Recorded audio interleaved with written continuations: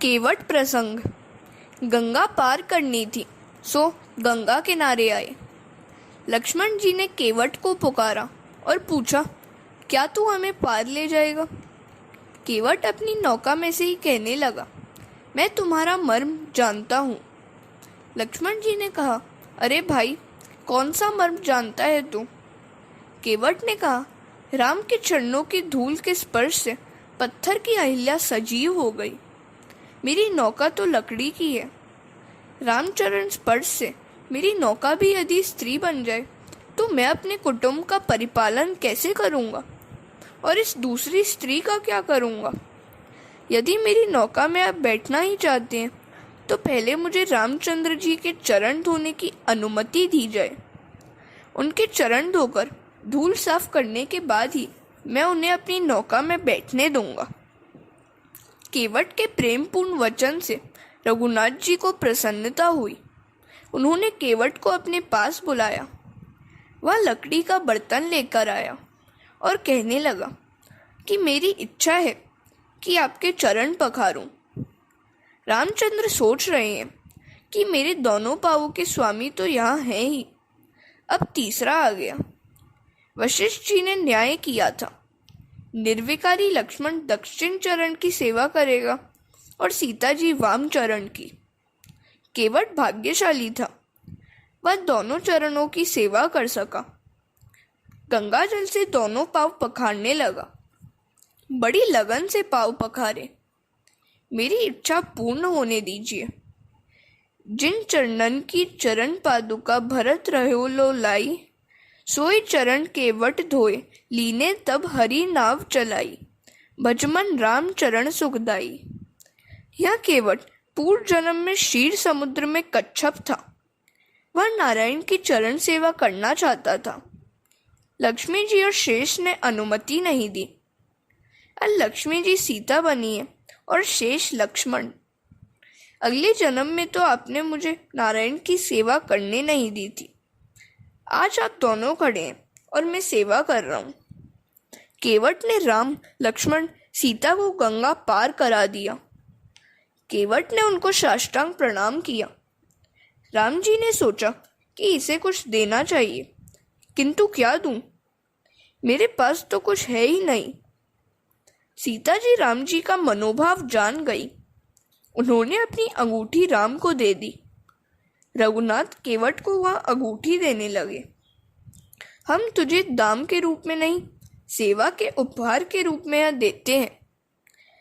केवट ने कहा, मेरी प्रतिज्ञा है कि साधु संतों को बिना दाम ही पार लगाऊं। श्री राम ने कहा, प्रसाद के रूप में ले लो। केवट ने कहा, आज का प्रसंग प्रसाद लेने के जैसा नहीं है। 14 वर्ष के वनवास की समाप्ति के बाद जब आपका राज्याभिषेक होगा तभी मैं प्रसाद लूंगा। केवट ने अंगूठी लेने से बार बार इनकार किया तो लक्ष्मण जी उससे स्वीकारने के लिए आग्रह करने लगे।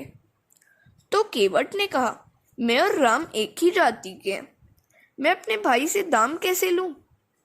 केवट से उतराई क्या लेता है? लक्ष्मण ने क्रोधित होकर कहा, क्या बकता है तू? क्या हम तुम एक जाति के हैं? केवट ने कहा, मेरी और आपकी नहीं, किंतु मेरी और रामचंद्र जी की जाति एक है।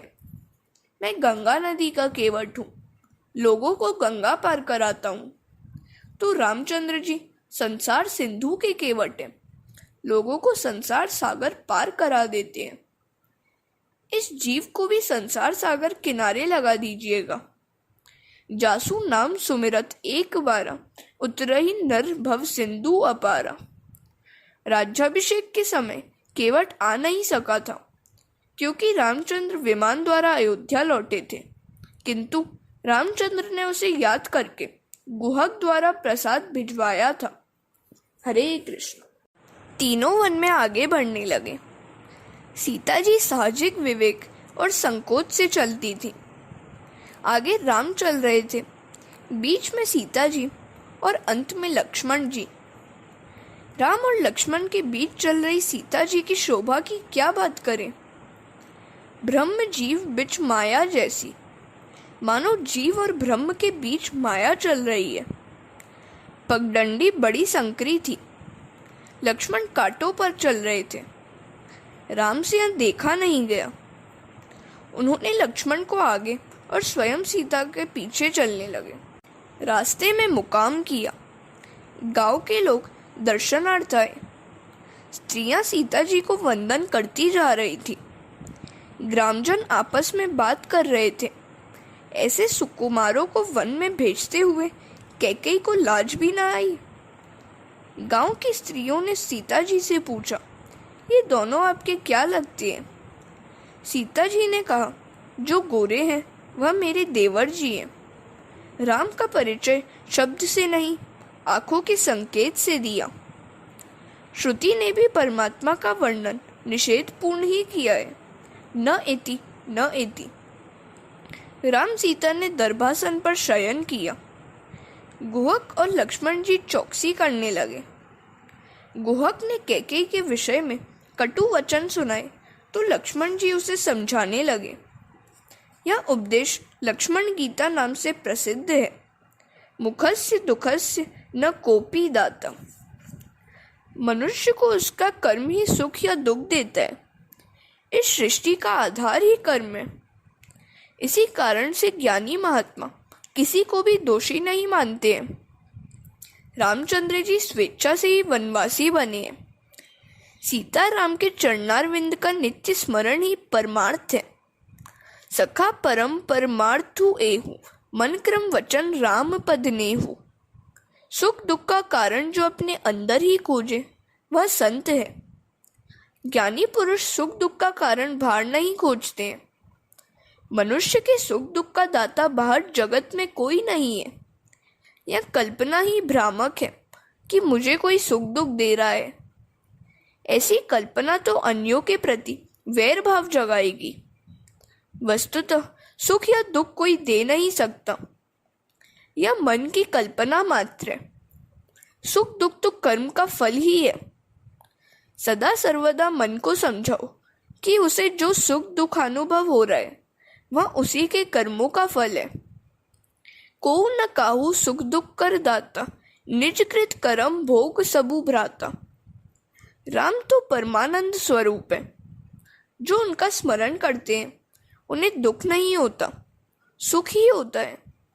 सो उनको दुख होने का तो कोई प्रश्न ही नहीं है। उनके मन में कैकेयी के प्रति कोई मनोदुख नहीं है। राम को कर्म का बंधन तो है नहीं। वे कर्म से परे हैं।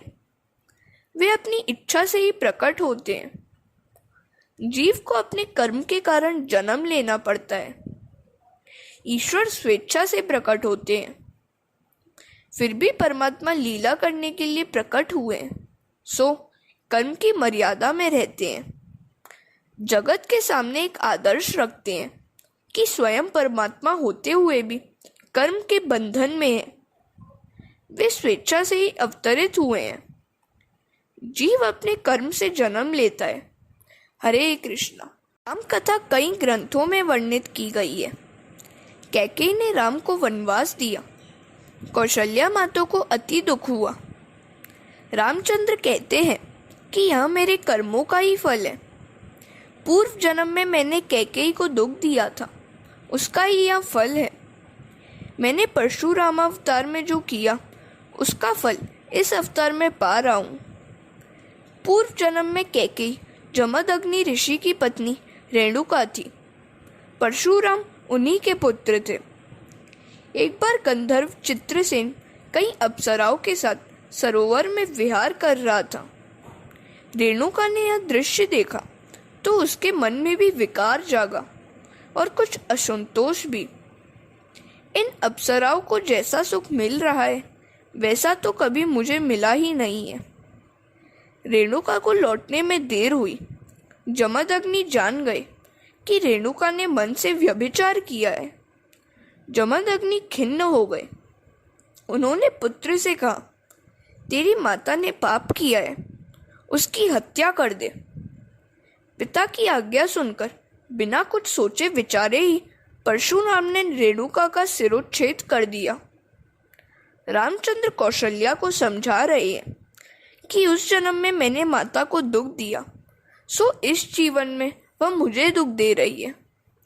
महात्मा तो यहाँ तक कहते हैं कि राम ने बाली की हत्या की थी, तो वही बाली कृष्णावतार के समय पारधी का रूप लेकर आया और भगवान को उसके बाण से प्राण त्यागने पड़े। किए हुए कर्मों का फल भुगतना ही पड़ता है। सारी रात लक्ष्मण जी और गुहक बातचीत करते हुए चौकसी करते रहे। ब्रह्म मुहूर्त में रामचंद्र जी ने स्नान आदि से निवृत्त होकर शिव जी की पूजा की। अपने जीवन में कुछ नियम होने ही चाहिए। जिसके जीवन में कुछ शुभ संकल्प नहीं है, वह पशु से भी अधम है।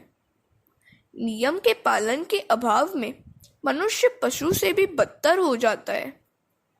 रघुनाथ ने जगत के समक्ष आदर्श रखा कि वे स्वयं ईश्वर हैं, फिर भी भगवान शंकर की पूजा करते हैं। गुहक को वापस लौटने को कहा गया, किंतु वह न माना। तो राम जी ने कहा, ठीक है, हम चित्रकूट पहुंच जाएं, तब लौट जाना। भगवान धीरे धीरे आगे बढ़ते जा रहे हैं। प्रयागराज में आए और वहां भरद्वाज मुनि के आश्रम में पधारे। तुम भरद्वाज बन जाओगे तो तुम्हारे यहाँ भी भगवान पधारेंगे। भरद्वाज अर्थात उपदेश को कान में भर लेना। इस जगत की बातों पर अधिक ध्यान देने से कोई लाभ नहीं होता है, परंतु भक्ति में विक्षेप होता है। भरद्वाज अधिक बोलते नहीं हैं। वे बार बार राम कथा सुनाते थे और रामचरण के बड़े अनुरागी थे। राम सीता लक्ष्मण के आगमन से वे बड़े आनंदित हुए। आसपास के अन्य ऋषि भी आने लगे। भरद्वाज कहते हैं, आज तक की कड़ी साधना का फल मिल गया। सभी साधना का फल है भगवान का दर्शन। भगवान के प्रत्यक्ष दर्शन के बिना शांति नहीं है। भगवान ने एक रात उनके आश्रम में बिताई। हरे कृष्णा।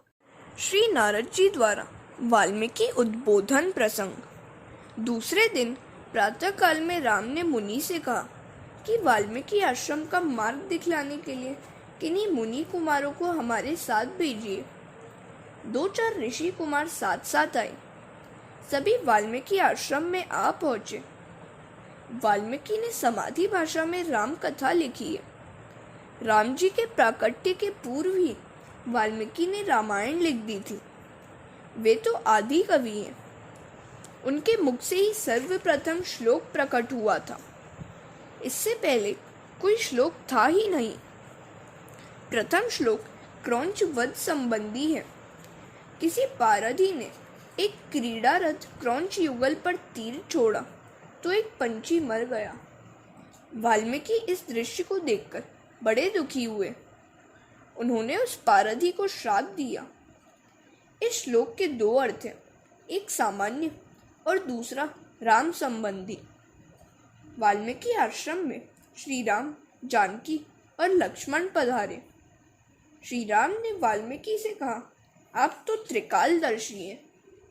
वाल्मीकि ने कहा, यह तो सत्संग का फल है। पहले मैं था भील, जो लोगों को लूटता रहता था। कुटुंब को निभाने के लिए पापाचार करता रहता था। नारद जी के सत्संग ने मेरा जीवन बदल दिया। एक बार नारद जी मार्ग में मिल गए तो मुझसे पूछा, तू किसके लिए पाप कर रहा है? मैंने कहा, अपने कुटुंब के लिए। नारद जी ने कहा, क्या तेरे कुटुंब के सभी लोग तेरे इस पाप के भी भागीदार हैं? मैंने कहा, क्यों नहीं, वे सब मेरे पाप के भागीदार हैं। नारद जी ने कहा, तू अपने घर जा और सभी से पूछ, क्या वे तेरे पाप में हिस्सा लेंगे? मैंने अपने घर आकर पत्नी और संतान से कहा, तुम सबके लिए मुझे अत्याचार और पाप करना पड़ता है, सो तुम सभी मेरे पाप के भागीदार हो, ठीक है ना? तो उन सभी ने कहा, हम क्यों बने भागीदार? जो पाप करे उसे पाप के फल भुगतने पड़ेंगे। हमें क्या लेना देना है तुम्हारे पापों से? तो मेरी आंखें खुल गई। उन सब पर मुझे ग्लानि आ गई। मेरा मोह, मेरा भ्रम अब नष्ट हो चुका था। मैंने नारद जी के समक्ष सारी बातें कह सुनाई। तो उन्होंने मुझे राम नाम का मंत्र दिया, किंतु मैं पापी और अनपढ़ था। मेरे मुंह से राम राम के बदले मरा मरा शब्द निकलता रहा।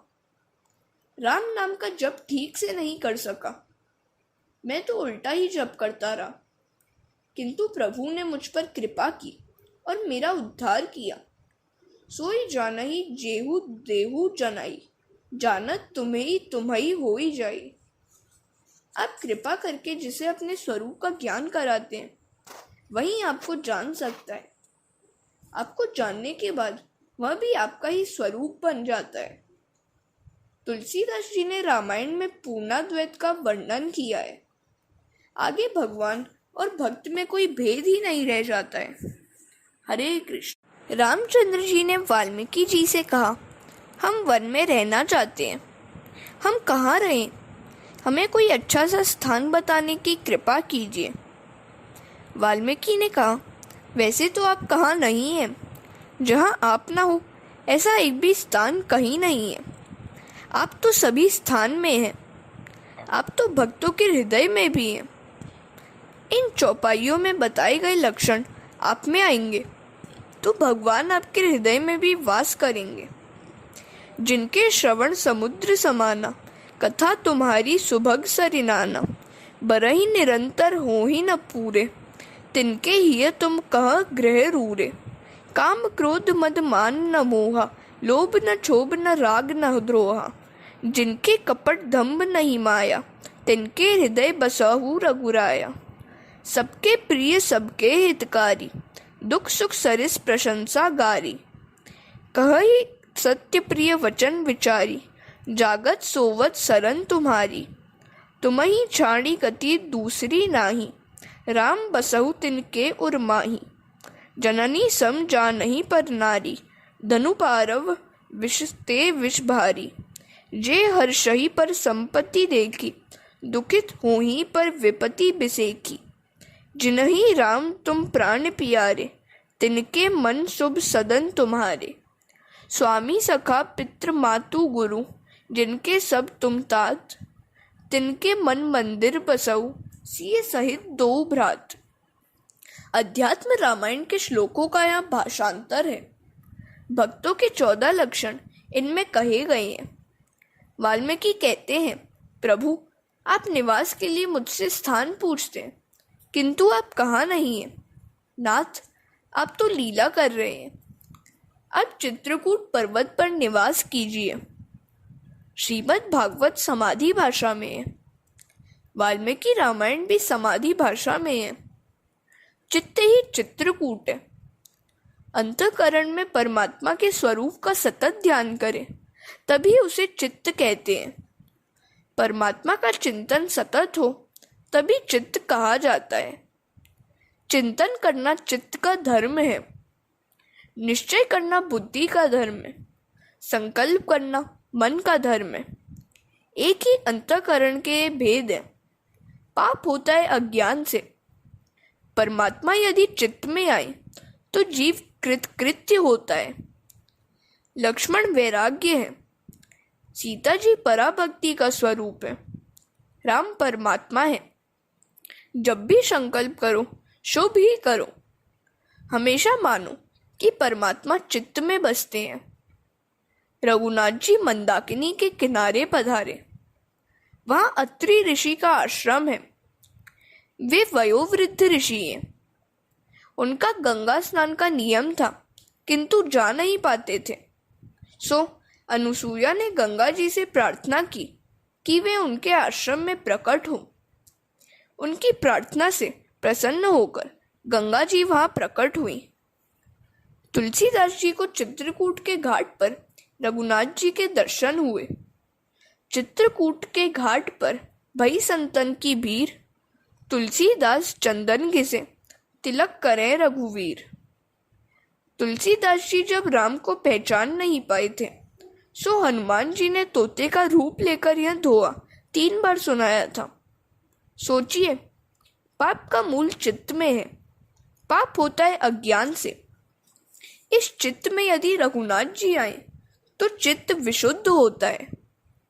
गोहक सेवा कर रहा है, राम के आगमन का समाचार भील, किरात आदि लोगों में फैल गया। रामचंद्र जी के दर्शन करने के लिए सभी आने लगे। उनके दर्शन करते हुए जड़ चेतन बन जाते हैं और चेतन जड़ सा।